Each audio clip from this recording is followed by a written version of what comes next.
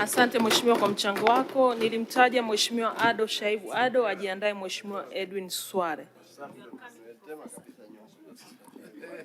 Mheshimiwa Spika, nakushukuru sana kwa kuniona ili na mimi niweze kutoa mchango wangu katika hotuba ya bajeti ya Wizara ya Utawala Bora na Utumishi. Mheshimiwa Spika, nina mchango kwenye maeneo kadhaa.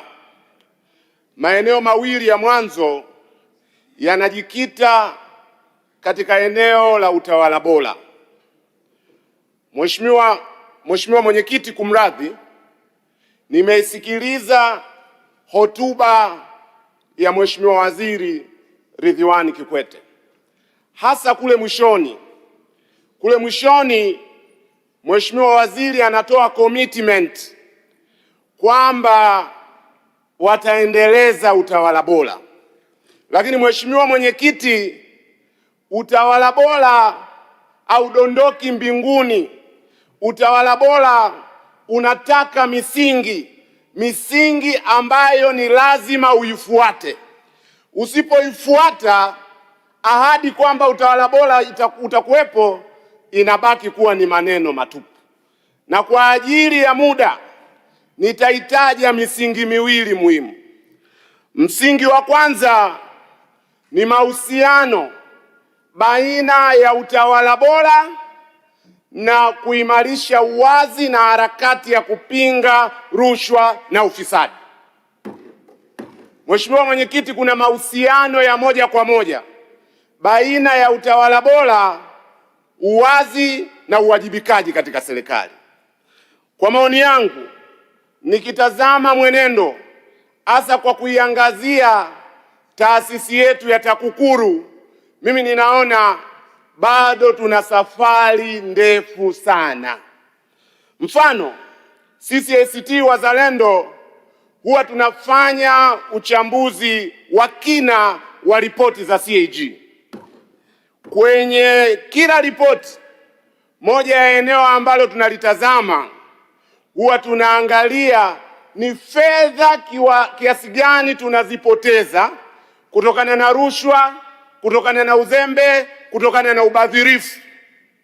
Uchambuzi wetu wa taarifa ya CAG ya mwaka wa fedha 2023-2024 inaonyesha kwamba fedha ambazo tumezipoteza kutokana na ubadhirifu pamoja na uzembe ni takriban shilingi trilioni 2.5.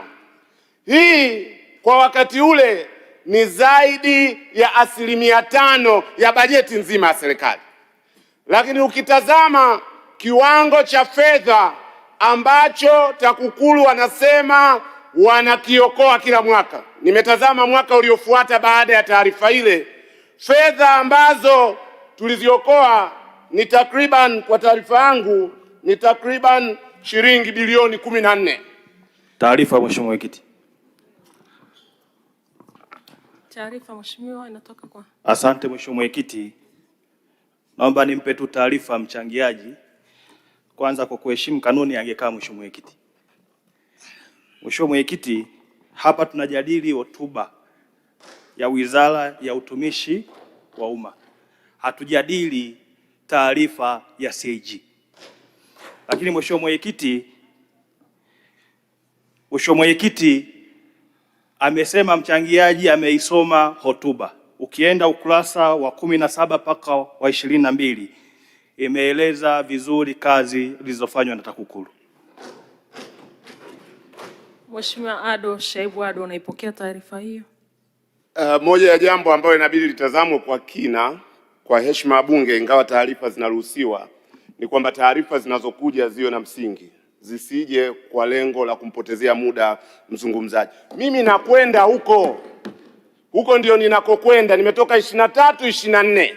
Unakuwa na ubashiri gani kwamba zitokwenda 25-26? Niachwe nizungumze. Taarifa ya wizara kwenye hotuba yake inaonyesha progress ya bilioni 102 zilizookolewa. Nikifanya uwiano wa kiwango cha fedha tunachokipoteza na ile product tunayoipata kwa jitihada za TAKUKURU, hitimisho ninaloweza kuliweka ni kwamba sioni jitihada za dhati za serikali ya Chama cha Mapinduzi kupambana na rushwa na ufisadi, hasa rushwa kubwa kubwa.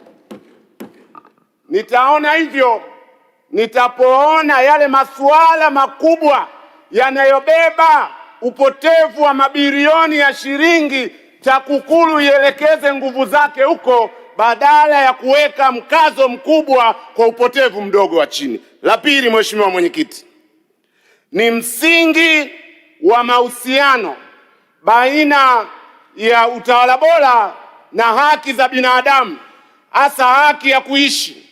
Mheshimiwa Mwenyekiti, bila haki za binadamu hakuna utawala bora. Kituo cha Sheria na Haki za Binadamu mwaka jana kilitoa taarifa yake ambayo ina orodha ya watu wengi ambao wamepotea, hawajulikani waliko ama wametekwa. Taarifa hiyo ilitanguliwa na taarifa ya Chama cha Wanasheria Tanganyika, na baada ya hapo mpaka sasa viko visa mbalimbali vya watu wanaopotea, watu wanaotekwa. Nilitarajia, kwa sababu hii ni wizara ya utawala bora, ni lazima tupate pia commitment kwamba kutakuwa na usalama dhidi ya visa vya watu kupotea na kutekwa. Na ushauri wangu kwa serikali, orodha ya watu wanaotajwa, Balozi Humphrey Polepole, ndugu yetu Mlai na watu wengine wote waliotajwa katika ripoti zile, kwa ajili ya muda siwezi kuwataja wote, ni lazima tupate majawabu ya serikali. Pawe na uchunguzi huru dhidi ya watu wote waliopotea na kutekwa Tanzania. Hilo ni la pili nilitaka kulisema, na ujumbe wangu wa kuhitimisha, nahitimisha kuhusu utaratibu. Mheshimiwa Katambi, taarifa. Asante Mheshimiwa Mwenyekiti, pamoja na mchango mzuri wa Mheshimiwa mbunge na nikiheshimu pia taaluma yake, amezungumzia kuhusiana na masuala ya kesi za TAKUKURU, lakini vivyo hivyo amezungumzia kuhusiana na mwenendo wa kesi za jinai.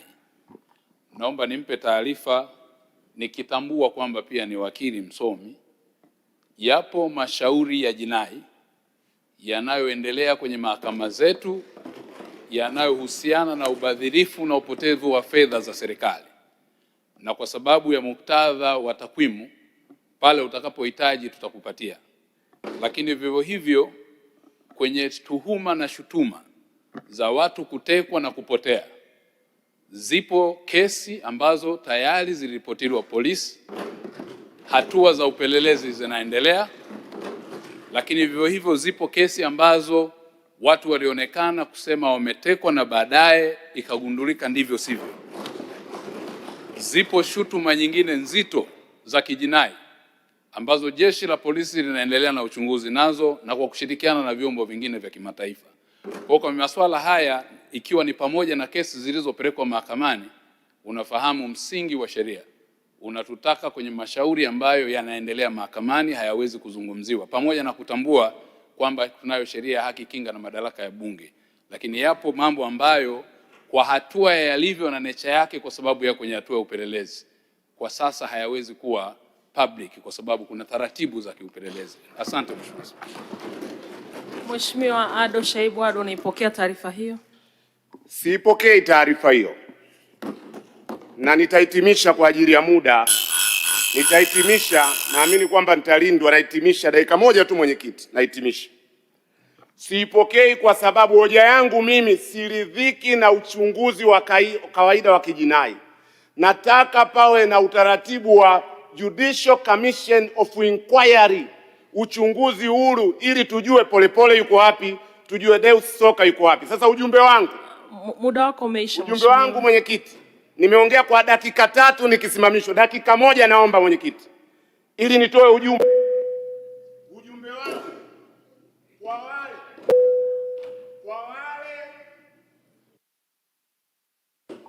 ujumbe wangu kwa wale wanaodhani. Muda wako mheshimiwa umeshaisha. Nimeongea kwa dakika 3.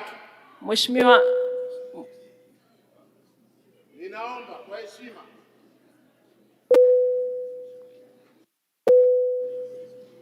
Nataka kuhitimisha, natoa ujumbe. Mheshimiwa Ado, muda wako umeisha. Tunaendelea na mchangiaji Mheshimiwa Edwin.